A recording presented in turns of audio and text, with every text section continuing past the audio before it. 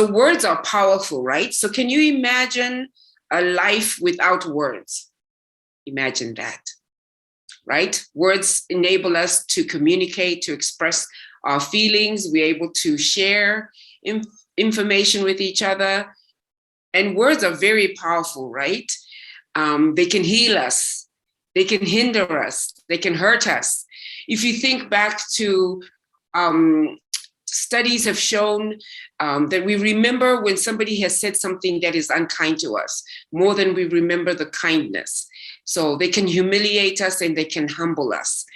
They can enable us to express our feelings, to fire our emotions. And as we're talking about mental health, they can help us to process loss, matters of loneliness, feeling powerless.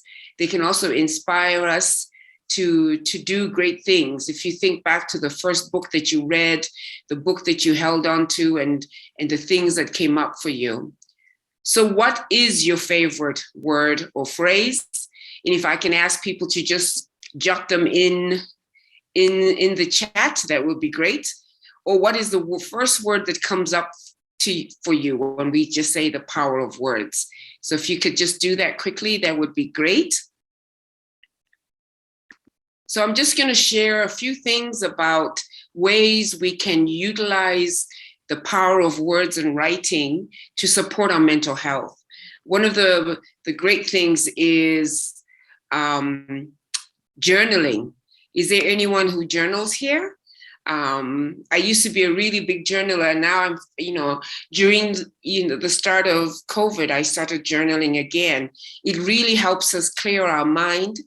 It helps us focus our thoughts.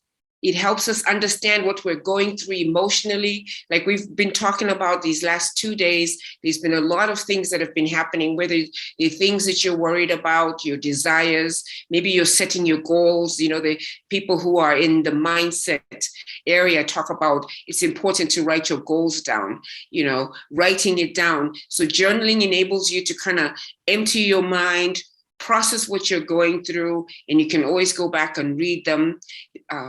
It also helps you structure your thoughts. It also helps to figure out what you are experiencing internally. And it does a great deal of good for your mental well-being.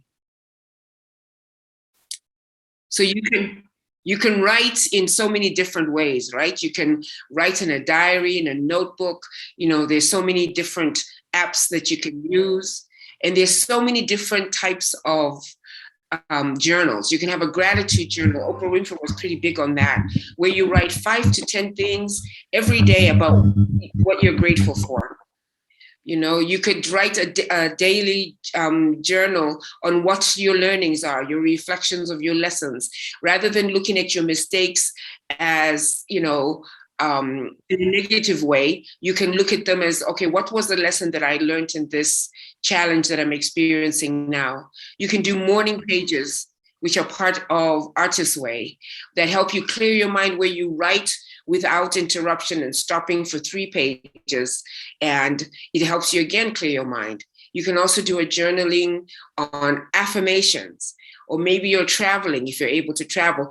Or even if you're not able to travel, maybe you go online and see the places that you'd like to go visit, and you start journaling about why you want to visit Victoria Falls, or want to visit Lagos, or why you want to, visit Madrid, and what it is that you want to do when you get there. You could also journal about reflection and a reflective journaling about your life, your loved ones, the things that you're going to. Or you could do some sort of drawing, arts and visual journaling, painting in as a journaling.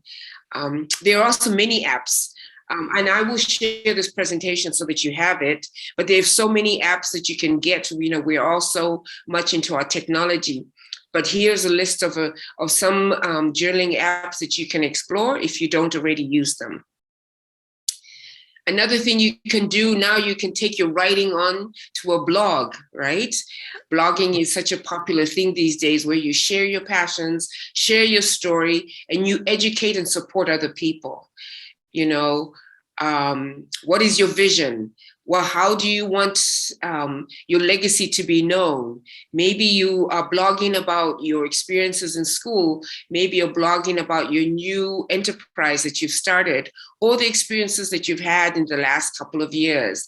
It gives you another form of self-expression. It also helps you champion other people to live their best lives. And you can also earn some money, which is also good, right?